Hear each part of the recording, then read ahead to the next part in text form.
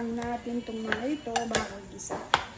Para yung lasa po dumikit sa karne ng baka. Bawang, sibuyas. Tingnan natin ang ating giniling na baka. Itantating natin po ito sa ating squid. Nor cube. Pepper. Kunting patis lang po. Bango. Lagyan natin siya ng prego na sauce, marinara. 4 na kutsara po. Para may tamis lang po siya. Lagyan din natin ng pineapple juice na konti. Pepper po para may konting kick siya. Luto na ito, ipantataping lang natin sa squids.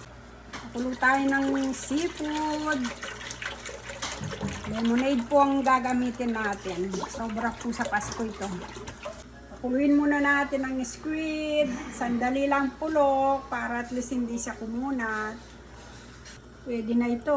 Pakuluin na rin natin ang mga shrimp. Sandali lang din para ano po siya, press pag kinain natin at hindi makunat.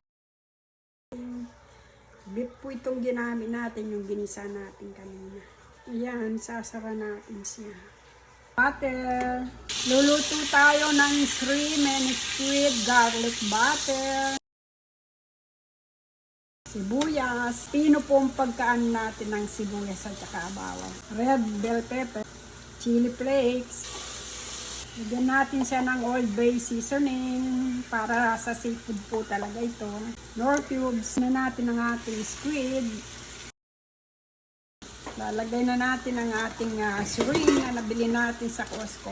Lagay natin ng konting patis. Lalagay ko na rin po ang giniling na baka. Ito po yung maglalasa niyan. Itong giniling na ito. Konting water lang po Lagay na rin na natin ang daon ng sibuyas. Ang bango niya. Ang sarap po niya. Ayan. Luto na ang ating shrimp and squid.